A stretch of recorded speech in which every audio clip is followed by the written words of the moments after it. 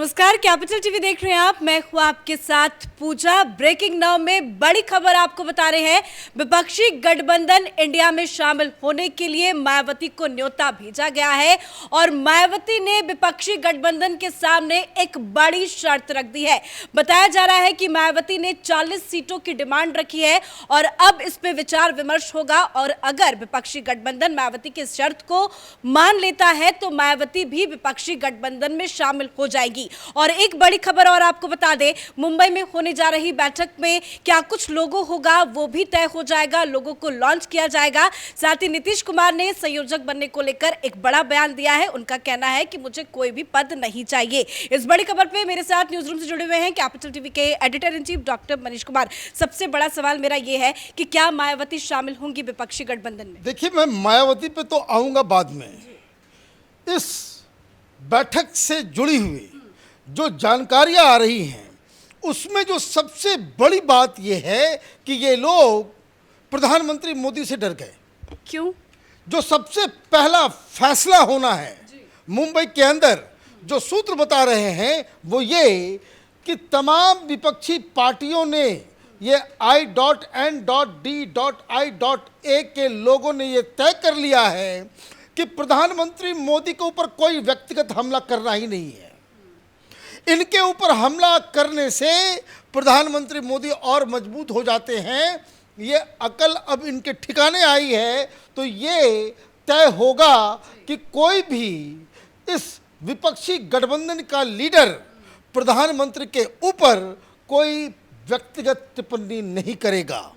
मतलब जो अब तक राहुल गांधी करते आ रहे थे, प्रधानमंत्री के ऊपर व्यक्तिगत टिप्पणी करते रहे थे, उससे कांग्रेस पार्टी और तमाम विपक्ष ये तौबा कर लेगी। लेकिन अब विपक्ष की राजनीति कैसे चलेगी? क्योंकि उनका तो बस एक ही काम था, पीएम मोदी को अपशब्द बोलो, गाली दो, उटपटांग बयानबाजी करो। अब ये कैसे राजनीति करेंगे? अब इनको ये कह रहे हैं कि हम प्रधानमंत्री मोदी की नीतियों के ऊपर, उनके पॉलिसीज के ऊपर, तो कहने का मतलब ये है कि गठबंधन तो तैयार है लेकिन हमला किसके ऊपर करना है उसके बारे में कोई एक राय नहीं है।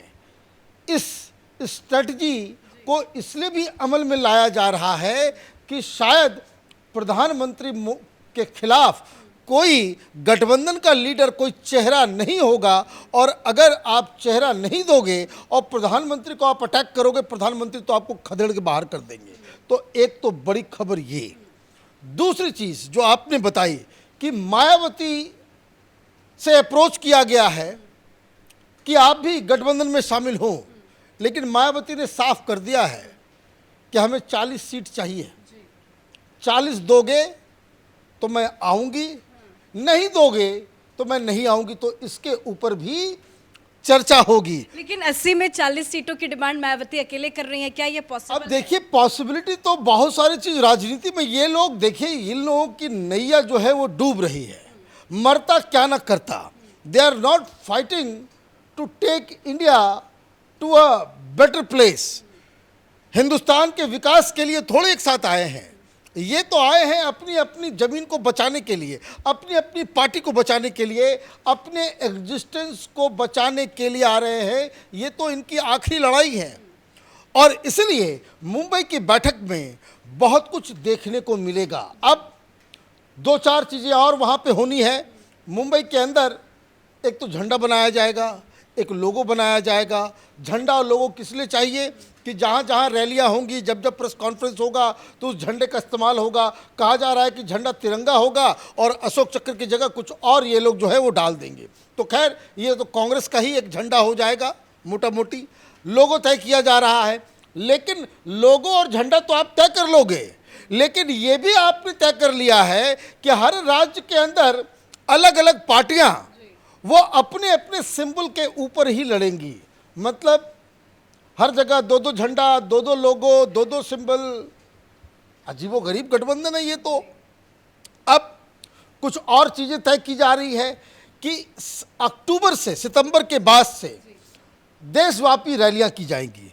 इन रैलियों में क्या होगा? इन रैलियों में 5-7 बड़े बड़े लीडर जिसमें चीफ मिनिस्टर्स भी होंगे, राहुल गांधी, सोनिया गांधी, इन लोगों को लेकर के रैलियां की जाएंगी। रोड शो नहीं किया जाएगा, रैलियां की जाएगी। तो ये एक नया प्लान जो है ये लोग बना रहे हैं। लेकिन जो सबसे बड़ी बात कि प्रधानमंत्री मोदी का के खिलाफ कौन चेहरा होगा, इस पे ये गठबंधन बिल्कुल तय कर चुका है कि किसी का नाम नहीं दिया जाएगा। इसलिए नहीं दिया जाएगा, किसी एक का नाम लोगे गठबंधन ही टूट जाएगा। तो आप बिना नेता के, बिना नीति के और गठबंधन आप तैयार कर रहे हो। एक और बड़ी खबर आई, वो खबर नीतीश कुमार को लेकर के है। अब तक जब से ये गठबंधन बना, क्या चर्चा चल रही थी? संयोजक बनाए जाएंगे। संयोजक बनाए जाएंगे, संयोजक बनेगा। फिर मुंबई के अंदर, बेंगलुरु के अंदर जब ये मीटिंग चल रही थी, उस वक्त खड़गे साहब ने कहा कि 11 लोगों की कमेटी बनेगी, मतलब 11 संयोजक होंगे। अब इसके ऊपर भी लोग एग्री नहीं कर रहे। नीतीश कुमार नाराज हो गए। नीतीश कुमार दिल्ली आ गए, अटल बिहारी वाजपेयी के समाधि स्थल पे पहुंच गए, इशारा दे दिया कि हमें अगर नहीं दोगे कुछ तो मैं चला जाऊंगा उधर। अब स्ट्रेटजी नहीं बदली गई है। क्या बदलाव आया है?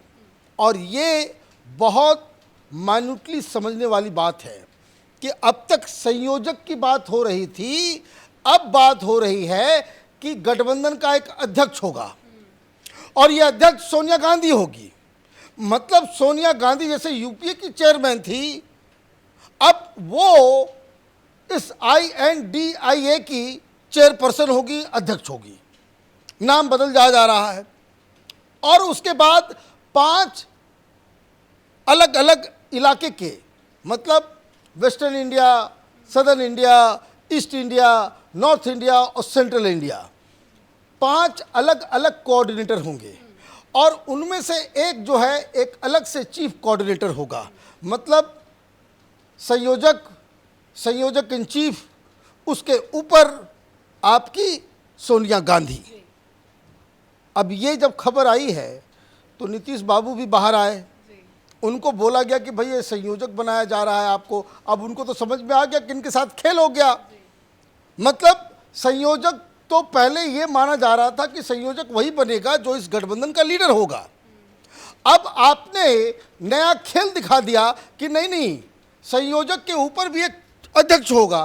तो ये अध्यक्ष सोनिया गांधी हो जाएंगी या राहुल गांधी हो जाएंगे, तो फिर नीतीश बाबू क्या करेंगे? आपको नीतीश बाबू को फंसा दिया कि भाई 4-4, 5-5 अलग अलग कोऑर्डिनेटर भी होंगे।